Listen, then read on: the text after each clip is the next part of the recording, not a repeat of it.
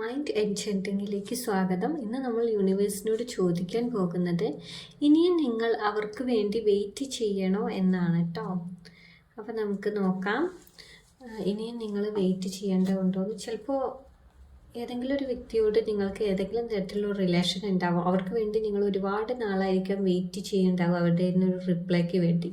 ചിലപ്പോൾ ഒരു റിലേഷനിലിരുന്ന ഒരാൾ പോലും ആകാം നിങ്ങളെ വിട്ടു പോയിട്ട് ഒരുപാട് നാളായിരിക്കാം. നിങ്ങളിപ്പോഴും അവർക്ക് വേണ്ടി വെയിറ്റ് ചെയ്യുകയാവാം അവർ തിരിച്ചു വരുമോ എന്ന് നോക്കിയിട്ട്.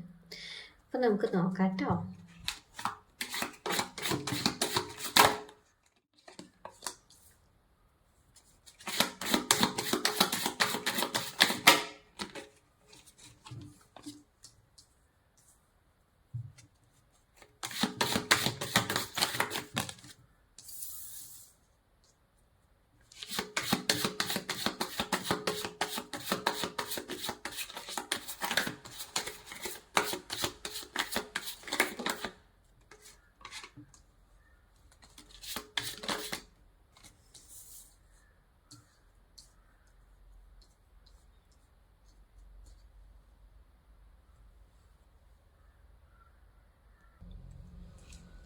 ആദ്യം തന്നെ ഞാൻ പറയാം, എല്ലാവർക്കും ചിലപ്പോൾ ഈ ഒരു റീഡിങ് റെസനേറ്റ് ആവണമെന്നില്ല. റെസനേറ്റ് ആവാത്തവർക്ക് സ്കിപ്പ് ചെയ്ത് പോവാം. അതുപോലെ തന്നെ ഇതൊരു വലിയൊരു പോസിറ്റീവ്സും നെഗറ്റീവ്സും വരാം. നിങ്ങൾ പോസിറ്റീവ്സ് മാത്രം എടുക്കുക കേട്ടോ.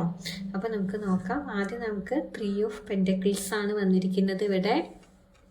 അപ്പോൾ 3 ഓഫ് പെൻറ്റക്കിൾസ് വരുമ്പോൾ നിങ്ങൾ മനസ്സിലാക്കേണ്ടത്, നിങ്ങൾക്ക് ഈ ഒരു കണക്ഷൻ വളരെ സിൻസിയർ ആയിട്ടുള്ളൊരു എഫേർട്ട് നിങ്ങളിതിൽ ഇട്ടിട്ടുണ്ട്. നിങ്ങൾക്ക് എന്താ പറയുക, ഒരു ഫ്യൂച്ചർ പ്ലാനൊക്കെ നിങ്ങളുടെ മനസ്സിലുണ്ടായിരുന്നു ഈ ഒരു റിലേഷനെ കുറിച്ചിട്ട്. നിങ്ങളത് നല്ല രീതിയിൽ ബിൽഡ് ചെയ്യാൻ തയ്യാറായിരുന്നു എന്ന് തന്നെയാണ് ഈ ഒരു കാർഡ് ഇവിടെ പറയുന്നത്.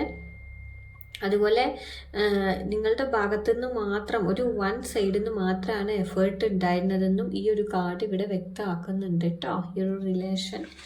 പിന്നീട് നമുക്ക് 5 ഓഫ് വാൻഡ്സ് ആണ് വന്നിരിക്കുന്നത്. 5 ഓഫ് വാൻഡ്സ് വരുമ്പോൾ നിങ്ങളിവിടെ മനസ്സിലാക്കേണ്ടത്, അവർക്കുള്ളിൽ ഇപ്പോൾ ഒരുപാട് കൺഫ്യൂഷൻസ് ഉണ്ട്, ഇന്നർ കോൺഫ്ലിക്റ്റ് ഉണ്ട്. അതുപോലെ തന്നെ ഈഗോ ഒക്കെ അവരുടെ മനസ്സിലുള്ളതായിട്ടാണ് എനിക്കിവിടെ കാണുന്നത്.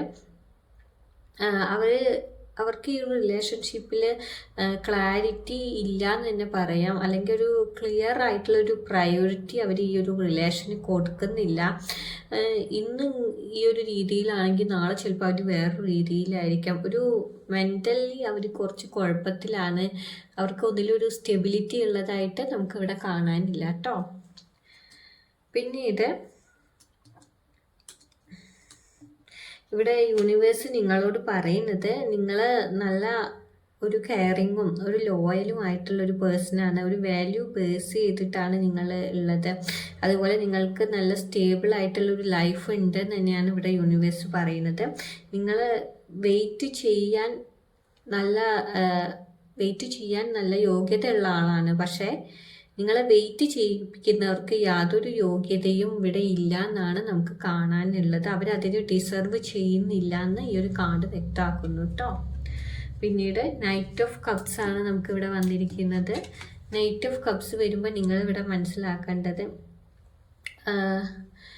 ഒരു റൊമാൻറ്റിക് വേർഡ്സോ ഇമോഷൻസോ ഒക്കെ നിങ്ങൾക്ക് മെസ്സേജ് ആയിട്ട് വരാനുള്ളൊരു സാധ്യത, അല്ലെങ്കിൽ അവർ എങ്ങാനും നിങ്ങളെ കാണുകയാണെങ്കിൽ നിങ്ങളോട് പറയാനുള്ളൊരു സാധ്യതയൊക്കെ ഇവിടെ കാണുന്നുണ്ട്. അവർ വരാനും അതുപോലെ പോകാനും ഉള്ളൊരു സാധ്യത ഉള്ള ഒരാളായിട്ടാണ് നമുക്ക് മനസ്സിലാവുന്നത്. അവർക്കൊരു കൺസിസ്റ്റൻസി ഇല്ല, റെസ്പോൺസിബിലിറ്റി ഇല്ല എന്നൊക്കെ നമുക്ക് ഇതിൽ നിന്നും വ്യക്തമാവുന്നുണ്ട്.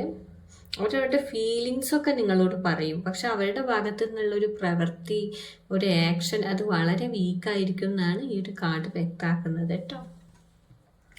പിന്നീട് ദ എംബറസ് എന്ന ഒരു കാർഡ് നമുക്ക് വന്നത്. ഇത് വരുമ്പോൾ നിങ്ങൾ മനസ്സിലാക്കണം, നിങ്ങൾ ഇപ്പോൾ വെയിറ്റ് ചെയ്തുകൊണ്ടിരിക്കുകയല്ലേ, ആ ഒരു വെയിറ്റിംഗ് ഇനി വേണ്ട, അത് നിങ്ങൾ അവസാനിപ്പിക്കണം എന്നാണ് ഇവിടെ നിങ്ങളോട് യൂണിവേഴ്സ് പറയുന്നത്. ഒരു സെൽഫ് ലവോ അല്ലെങ്കിൽ നിങ്ങളുടേതായ ഗ്രോത്തിലൊക്കെ നിങ്ങൾ ഫോക്കസ് ചെയ്യണം. നിങ്ങളുടെ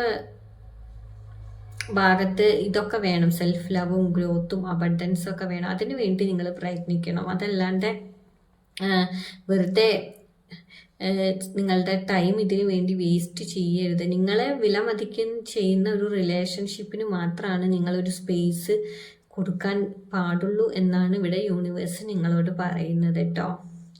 അപ്പോൾ ഇനി ഇത് ഞാനൊന്ന് പറയുകയാണെങ്കിൽ അവരെ നിങ്ങളിപ്പോൾ വെയിറ്റ് ചെയ്യരുത് എന്ന് തന്നെയാണ് ഈ ഒരു ഇവിടെ വന്ന കാർഡുകളൊക്കെ പറയുന്നത്.